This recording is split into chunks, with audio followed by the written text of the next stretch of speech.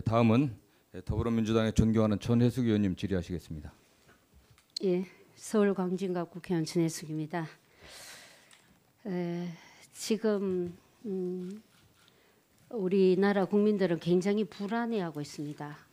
어떤 부분이냐면 대한민국에 전쟁이 일어날까 봐 걱정하고 있습니다. 사실 제가 아는 지인 중에 한 분이 미국 영주권자인데 계속적으로 반복적으로 그 문자 오는 게 유사시에는 대사관으로 오시오. 또 일본 대사들도 그쪽에서 문자를 그렇게 보낸다는 겁니다. 자, 그러면 대한민국 사람들 어디로 갑니까? 전쟁 나면. 전쟁에는 성자와 패자가 없습니다. 대한민국이 6.25 동란이 일어나고 나서 패전국이던 일본이 대한민국으로 인해서 그 패전을 경제 회복을 했습니다.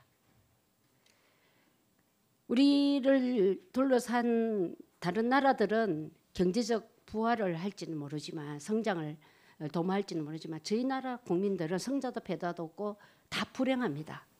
그래서 전쟁을 막아야 됩니다.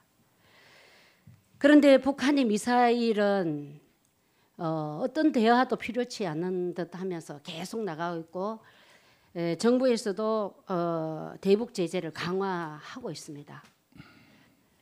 이런 차원에서 총리 후보자께서 세계에서 유일하게 이 동족 간의 분단 관계에 남아있는 이 대한민국의 통일 문제를 어떻게 풀 수 있을까? 이것이 제가 총리 후보자를 검증하고자 하는 질문의 요지입니다. 남북 관계 개선이 필요하다고 보십니까? 남북 관계 어떤? 예. 남북 관계 개선이 필요하다고 보시죠? 물론입니다. 예. 필요합니다. 대북 제재만이 과연 남북 관계를 풀 수 있는 거라고 보십니까? 그것은 아니지만 예. 현 국면이 북한이 핵실험을 계속하고 미사일을 계속 쏘아대는 이 국면, 또 더구나 국제사회가 대북 압박을 강화하고 있는 이 시기는 한국도 동조해야 될 필요가 있고 의무가 있다. 알고 있습니다. 그런데 이제 통일 외교 통상위원회를 하셨죠. 네. 그리고 보건복지도 하셨죠. 네. 예, 그렇기 때문에 제가 드리는 질문을 잘 이해하시리라고 생각하고 제가 질의를 드리겠습니다. 감염병이 해마다 신종플루, 사스, 메르스 이렇게 일어나고 있습니다. 그런데 메르스로 해서 우리가 사망자 수가 39명 정도 됐습니다. 그러나 해마다 결핵으로 인해서 대한민국 국민들이 각 2,300명 정도 혹은 3,000명씩 이렇게 사망하고 있습니다. 그런데 저희가 이 북한의 결핵 환자가 우리보다 엄청난 숫자로 많은 거 알고 계십니까? 그래서 이 북한은 감염병이라는 거는 우리 인접 국가에 감염병이 창궐하고 있으면 우리가 영향을 받습니다. 우리가 지금 현재 미세먼지가 인접 국가에서 하고 있는 공기를 타고 우리나라에 오고 있지 않습니까? 우리나라의 미세먼지도 있지만 다른 인접 국가에서 오는 미세먼지 때문에 우리가 호흡하기가 곤란한 거죠. 마찬가지로 감염병도 인접 국가에 그런 감염병이 있을 때는 우리가 그게 우리나라에 심각한 영향을 미칩니다. 자, 전쟁이 났을 때 적십자 정신에 의하면 적도 치료를 합니다. 그런데 우리나라에서 지금 결핵 환자를 치료하기 위해서 인도적주의 차원에서 그 적십자 정신에 의해서 북한의 그 결핵약을 계속 지원을 했는데 이 대북 제재를 한다고 하면서 민간 차원의 대북 제재조차 끊어버렸어요. 후보자께서 보건복지를 하셔서 아시겠지만 약이라는 거는 복용하다가 끊으면 다제내성이 생깁니다. 다제내성 결핵 환자 중에 다제내성 한 사람이 어마어마한 100명 이상의 환자들을 오염시키고 그 사람은 평생 낫질 않아요. 심각한데 인도주의 차원의 이거까지도 끊어서 지난 박근혜 정부에서는 그 유진벨에서 보내는 약조사 다 끊어버렸습니다. 지금. 그래서 지금 헤일 수 없을 만큼의 다재내성 환자가 생긴 겁니다. 거기 지금 사망자 수가 15,000명 연 이상이 된다고 추정하고 있습니다. 지금. 인도주의적 차원에서 이 통일부가 계속 막고 있는 거예요. 이거 열어줘야 되지 않겠습니까? 예, 최근에 이런 일이 있었습니다. 아이스하키였던가요? 우리 한국에서 있었던 그 국제 경기에 북한 측에서 왔고요. 또 평양에서 있었던 여자 축구 시합에 우리 한국 선수단이 갔습니다. 이렇게 군사적인 긴장이 고조된 시기에도 스포츠 교류가 계속됐고 평창 동계올림픽에 북한이 참가할 것인가라는 기자의 질문에 북한 IOC 장웅 위원은 네. 못 참가할 이유가 없다 이렇게 답을 했습니다. 최근에 저 말라리아 지원인가 네. 지금 시도되고 있죠.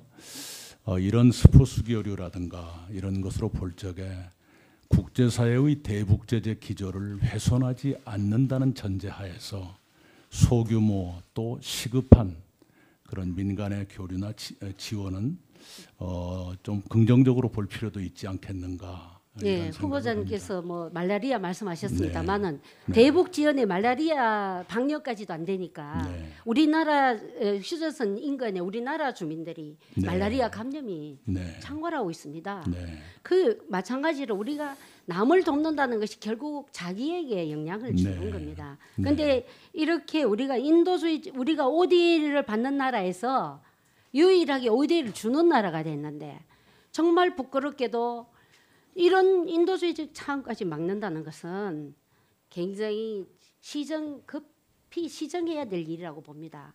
홍석현 특사가 이번에 가서 미국에서 뭐 이런 인도주의 차원은 해도 되지 않느냐라고 뭐 상의를 했다고 했습니다만은 저는 특히 이 결핵의 문제에 대해서는 심각하게 생각하고 정부가 빨리 풀어줘야 된다. 정부가 못 풀면 정부가 대북 제재 때문에 못 풀면 민간 차원에서 그 대북 지원이라도 할 수 있는 것은 길을 터줘야 됩니다. 질병으로 시달리는 것은 인도주의 차원에서 해줘야 되는데 우리가 OECD 중에서 결핵이 제일 많아요. 우리나라 국민도. 그거는 바로 인접한 국가가 결핵이 창궐하고 있기 때문입니다. 그런 부분에서 총리께서 이 부분은 빨리 시급히 풀어주셔야 된다 생각합니다. 그렇게 하시겠습니까? 네, 그 당국하고 상의를 해보겠습니다. 안 그래도 최근에 청와대 안보실장과 이 문제를 논의한 적이 있습니다. 네. 그리고 그 도지사 재직하실 때 그 백원 택시 정책을 하셨죠. 저는 시골에 그 사정을 잘 몰라서 왜 이 백원 택시가 필요한지. 혹자들은 이 택시 요금을 다 받지 왜 백원 택시를 하냐. 이건 복지 포퓰리즘 아닌가 이렇게 생각할 수 있습니다. 어떻게 해서 이 정책을 펼치게 됐죠? 예, 제가 14년 도지사 선거를 준비하면서 국내외에 좋은 정책이 없는가 쭉 스크린을 하면서 봤더니 충청남도 아산시에서 이 백원 택시를 하고 있었습니다. 그래서 이렇게 보니까 해볼만 하고 도 차원으로 확대해도 될 것 같다는 결론을 얻었습니다. 이게 뭐냐 그러면 버스가 들어가지 않는 벽지 오지마을의 주민이 밖으로 나갈 적에는 택시를 부르면 본인은 100원만 부담하고 맨 처음에 할 때는 가장 가까운 버스 정류장까지 모셔드리는 그런 제도였습니다. 해보니까 버스를 집어넣고 보조금 주는 것보다 훨씬 싸게 먹히고 또 그 벽지오지의 어른들이 굉장히 생활이 달라지고 그렇게 생각보다는 그 낭비를 하는 그런 일이 없고요. 100원 내면서도 4명을 모아가지고 합승을 하고 나가시고요. 그래서 시장을 보고 목욕을 하고 예, 또 병원에도 들렀다가 손주 얼굴도 병원 보고 이용이 많더라고요. 네네. 예. 시장과 병원이 제일 예. 많습니다. 대단히 만족해서요. 지금은 전라남도 전체에 확산돼 있습니다. 저 총리 후보자께서는 나중에 이걸 시골에 있는 전라남도뿐만 아니라 다른 데도 다 이것을 한번 장려할 생각이십니까? 이게 그 문재인 대통령님의 후보 시절에 공약으로 채택이 됐습니다. 전국으로 국가 사업으로 하겠다 이렇게 공약화됐습니다. 예, 전혜숙 의원님 수고하셨습니다. 다음은 자유한국당의 존경하는 강효상 위원님 질의하시겠습니다. 네, 강효상입니다. 저도 지금까지 엄청난 양의 문자 폭탄을 받고 있습니다. 대부분 허위 사실에 근거한 무차별 욕설이 많습니다. 이런 행위는 반민주적인 행위다라고 분명히 말씀을 드리고요. 정말 민주주의가 후퇴하는 것 아니냐 이런 우려를 금할 수가 없습니다. 오전에 이어서 도덕성 검증을 계속하겠습니다. 후보자께서는 오전 청문회 과정에서 몇 가지 사실들을 시인하셨습니다. 부인의 강남 지역 학교 배정을 위한 위장 전입도 시인하셨고, 제가 문제 제기한 그림 추가 판매 부분도 어느 정도 인정을 하셨습니다. 후보자 재산 신고 누락 부분도 인정을 하셨습니다. 이런 오전 질의를 통해 밝혀진 것만으로도 우리 의원님들이 질의를 이미 하셨습니다마는 우리 문재인 정부의 인사청문회 낙마 사유에 해당이 된다고 보지만 추가 질의를 통해서 몇 가지 의혹을 더 질의를 하겠습니다. 먼저 아드님 전셋집에 관한 질문입니다. 결혼식 비용도 사돈댁에서 다 됐고 신혼집 마련하는데도 전셋값 3억 4천만 원 중 사돈댁이 2억 4천만 원을 감당하셨다 했습니다. 상식적으로 대개 결혼 비용은 양가 집안이 반반씩 부담을 한다든지 또 집은 대개 아들 남자 쪽에서 집을 구입하는 게 보통 일반적입니다만은 상당히 예외적인 이런 상황입니다. 도대체 어느 정도 성대한 결혼식이시길래 참 그 집안이 어렵다고 아까 말씀하셨는데 사정이 어려우셨다고 그러는데 그 당시 2012년 말 기준 후보자님의 그 재산 신고 예금을 보면 총리 후보자님은 7,800만 원, 배우자는 2억 1천만 원이 있었습니다.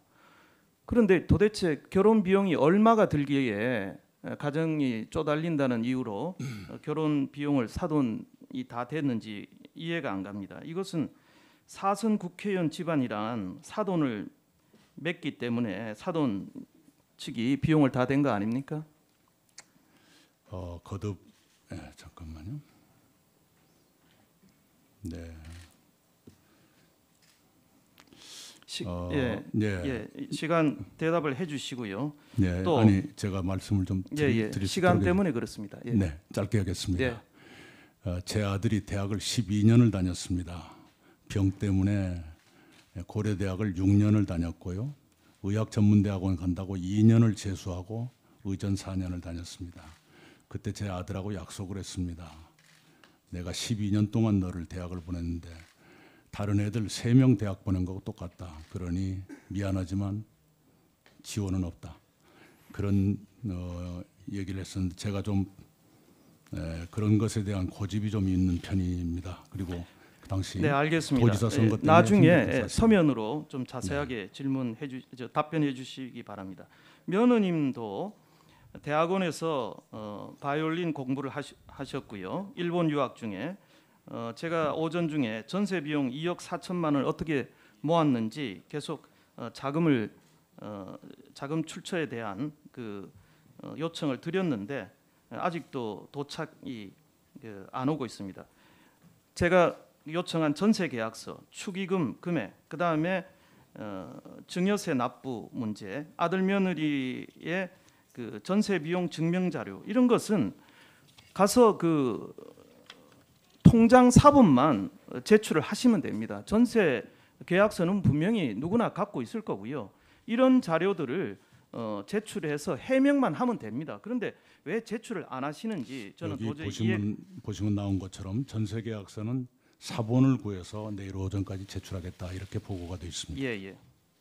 예. 그다음에 또 사생활 침해 말씀을 하시는데 이런 청문위원들이 저희가 어디 외부에 공개하는 것도 아니고 봤을 때 어떤 의혹이 있는 것만 질의를 하는 겁니다. 그러니까 다른 사생활 침해 염려는 전혀 걱정 안 하셔도 된다. 그래서 자료를 내주시면 감사하겠습니다. 지금 총리 후보자께서는 무슨 그 하급직 공무원으로 나오신 게 아니고 정말 1인지하 만인지상에 가장 높은 그 도덕성이 요구되는 국무총리 청문회에 나오셨습니다. 자료를 안 내시려면은 청문회에 안 나오시면 되는 겁니다. 이 점을 분명히 다시 한번 지적을 해드립니다. 아까 그 전남개발공사가 부인 그림 2점을 사셨고 저희가 아까 증거로 제시한 최소한의 석점도 추가적으로 팔렸음이 분명한 겁니다. 그 당시 갤러리 홈페이지에 확인한 바에 따르면 개인전 당시에 50점 이상이 전시가 가능하다 이렇게 되어 있습니다. 2013년 8월 첫 개인전 때 부인께서 몇 점을 전시하셨는지 아십니까? 40여 점 아니었나 제가 자세히는 모르겠습니다. 40여 점요. 화면을 한번 보시면요. 네, 추정입니다. 저희가 확보한 전시회 도록에 따르면 여기 75점이 여기 수록이 되어 있습니다. 지난번에 그 전남개발공사가 그림을 500만 원에 구매했다 그렇게 본다면 만약에 전부 판매했을 때는 이 금액이 3억 7,500만 원입니다. 그리고 절반만 팔렸다고 해도 거의 2억 원에 가까운 금액입니다. 그렇게 팔리는 전시회가 별로 없습니다. 그러니까 그거를 자료를 주시면 됩니다. 자료를 주시면은 간단하게 해명이 될 것을 그렇게 말씀하시는 것에 대해서는 않습니다. 이해가 되지 않습니다. 그럴 경우에 부인의 소득 신고를 했느냐? 저희가 2013년 5월 23일 어떤 뉴스에 따르면은 부인이 2013년에 581만 원의 소득 신고를 한 걸로 나왔는데 이런 추정되는 소득에 따르면은 581만 원 소득 신고면 세금이 19만 원에 불과합니다. 그런데 저는 19만 원 세금을 냈다는 게 저는 도저히 이해가 가지 않습니다. 그래서 저희가 부인의 소득세 납부 실적을 계속 요구하고 있는데 그것도 지금 제출하지 않는다는 것은 그게 제출이 돼 있을 겁니다. 확인하겠습니다. 세무사에게 일임을 해서 그 서류가 이미 제출이 돼 있다고 생각합니다. 후보자 부인은 2012년부터 16년까지 인적 공제를 신청한 것으로 되어 있습니다. 그 이전부터 그랬습니다. 인적 공제 대상이 되려면 연 100만 원 이하의 소득이 있을 때 인적 공제 대상입니다. 그런데 부인의 이런 그 갤러리의 그림 판매 수입을 저희가 추정했을 때 신고가 인적 공제 대상으로 신고한 거에 대해서도 역시 의혹은 계속되고 있습니다. 그것은 해명을 했습니다.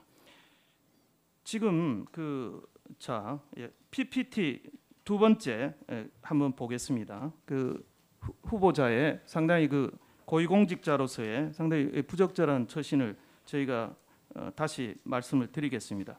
보면 이 그림 전시회에 부인이신 김숙희 개인전 초청장에 보면 국회의원 이낙연 이름으로 여기 그 인사말이 쓰여 있습니다.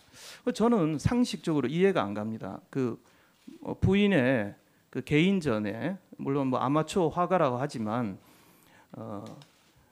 본인이 그렇게 쓰면 되는데 남편을 그것도 국회의원이라고 써가지고 이렇게 인사장을 하는 것은 이 인사장이 많이 돌아다녔을 텐데 이것은 보면 어떤 남편의 이런 이 영향력과 권력을 이게 과시하는 것 아니냐 이런 오해를 사기에 저는 충분하다고 봅니다. 네, 그래서 제 처신이 사려 깊지 못했습니다. 송구스럽게 생각합니다. 예, 그래서 또 저희가 또 다른 PPT 영광신문 기사에 따르면 국회의원 반려자인 김숙희 여사라고 또 기사가 나와 있습니다. 보통 보도 자료는 그쪽 전시하시는 분 측이 이렇게 제공을 하는데 이렇게 여사다 이렇게 표현하는 게 국회의원 부인을 여사라고 합니까? 보도 자료를 제시한 것이 아닐 겁니다. 알겠습니다.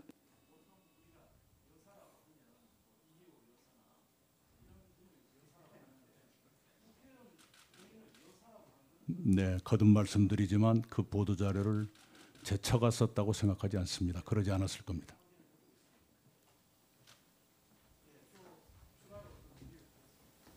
예, 강효상 의원님 수고하셨습니다.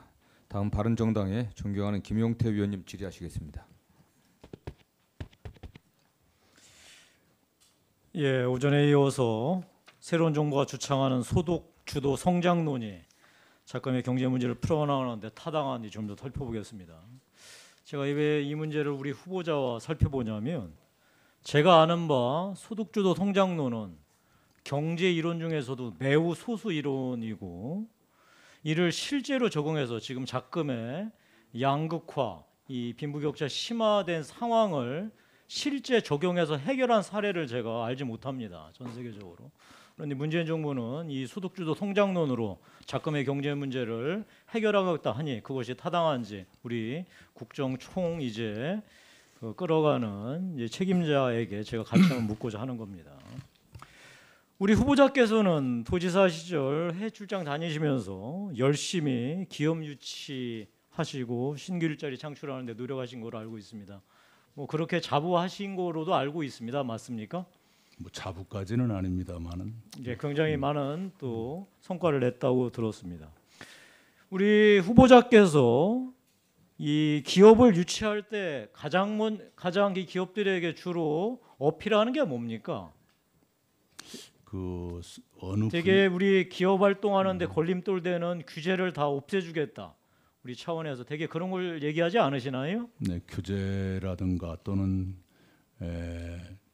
기업이 들어올 적에는 물건이 잘 팔릴 것인가 이걸 예. 걱정하는데요. 우리가 판매처가 될 수도 있다, 구매처가 될 수도 있다. 알겠습니다. 우리 총리가 이제 앞으로 직할하시게 될 국무조정실 이 소관 법률로서 규제개혁 특별법이 국회에 발의되어 있는지 알고 계십니까? 네, 예. 저는 제가 국회 정무위원회 즉 총리 국무총리실이 있는 이 그래서 9년째 제가 지금 일을 하고 있기 때문에 규제개혁 특별법에 대해서 많은 관심이 있습니다. 우리 뒤에 지금 같이 일하시는 국무조정실 소속의 뒤에 공직자들도 잘 알고 계실 겁니다. 이 규제개혁 특별법은 지난 9년간 계속 제출되어 있고 지금도 제출되는 이 내용은 뭐 너무나 간단합니다. 규제 영향 평가를 실질적으로 해서 규제 총량제를 시행해 보자는 겁니다. 이 말이 뭐 전문 용어로 하면은 보통 원인 원아웃. 규제가 하나 들어오면 하나를 반드시 빼내야 되고 나아가서 원인 투아웃. 왜냐하면 규제를 없애는 것이 가장 중요하다. 이게 이제 가장 핵심인데요. 지난 19대 국회 때 이 규제개혁 특별법은 4년 내에 논의조차 제대로 못하고 바로 폐기되고 말았습니다.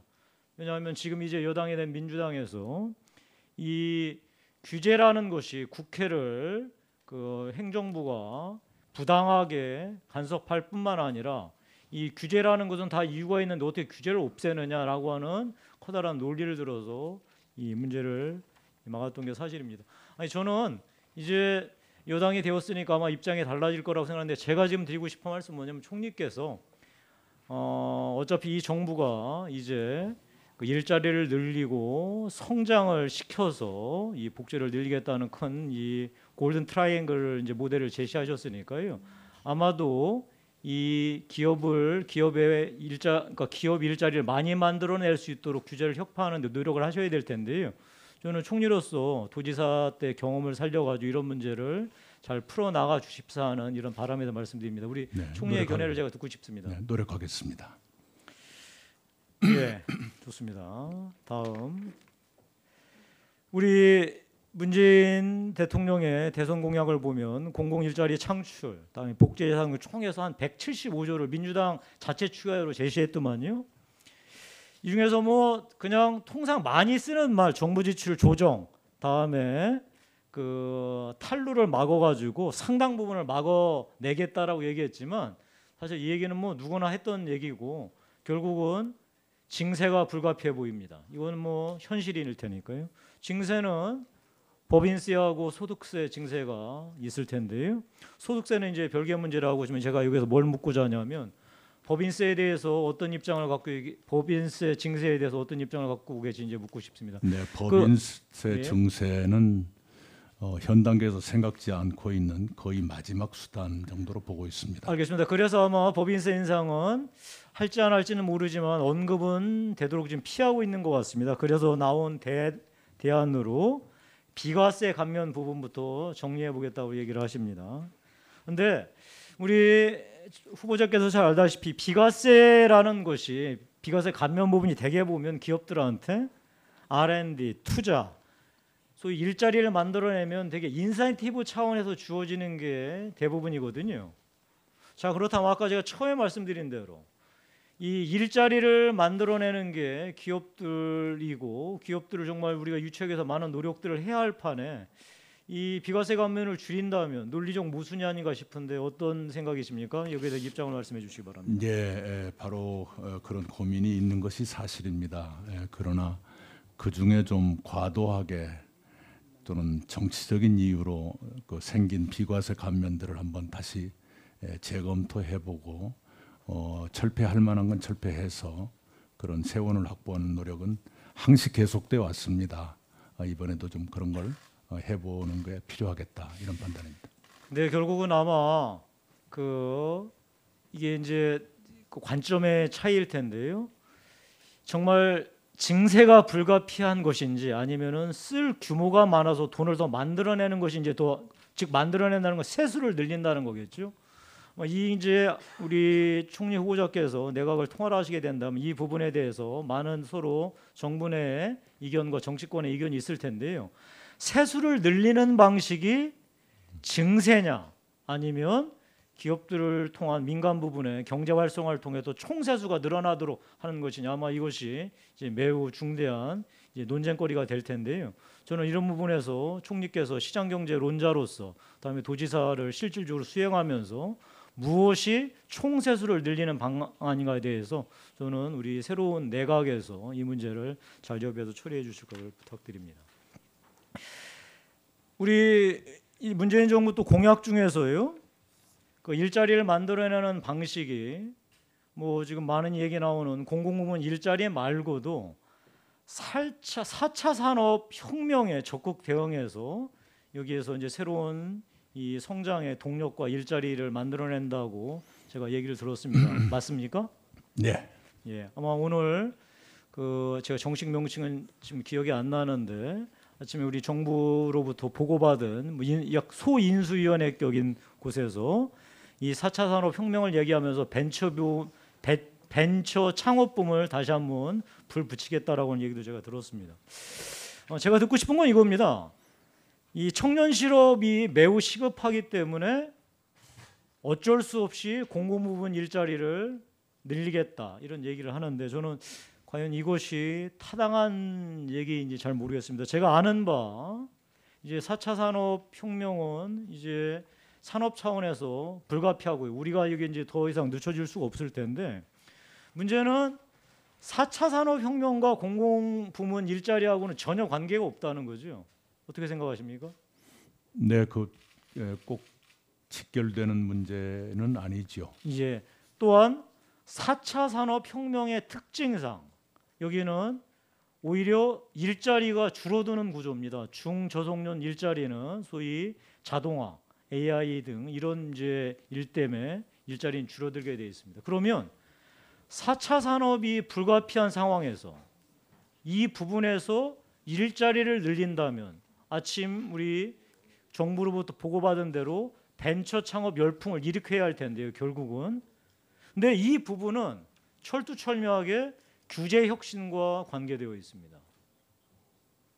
그런 차원에서 우리 도지사께서 2016년도 6월 14일 14개 시도지사들이 규제 프리존 특별법을 빨리 국회에서 통과시켜 달라라고 건의한 바 있는데 여기에 동의하셨었습니까? 네. 바로 규제 프리존 특별법이 이런 4차 산업혁명 등 우리가 새로운 이제 이 부분들이겠죠. 이런 부분들을 해서 기존의 규제를 완전히 걷어내고 무언가 마음대로 창업하고 할 수 있도록 해달라라고 하는 건데 아시다시피 우리 지금 여당이 된 민주당에서는 규제 프리존 특별법을 그야말로 악법 중의 악법으로 규정한 다음에까지 반대한 바 있습니다. 좋습니다. 저는 새로운 정부에서 어차피 일자리를 이제 만들어내야 되고 청년 실업을 해결하는 방식이 공공 일자리 말고 4차 산업혁명에서 찾는다면 이 부분에 대해서 총리께서는 새로운 정부에서는 어떻게 풀어나가실지 말씀해 주시기 바랍니다.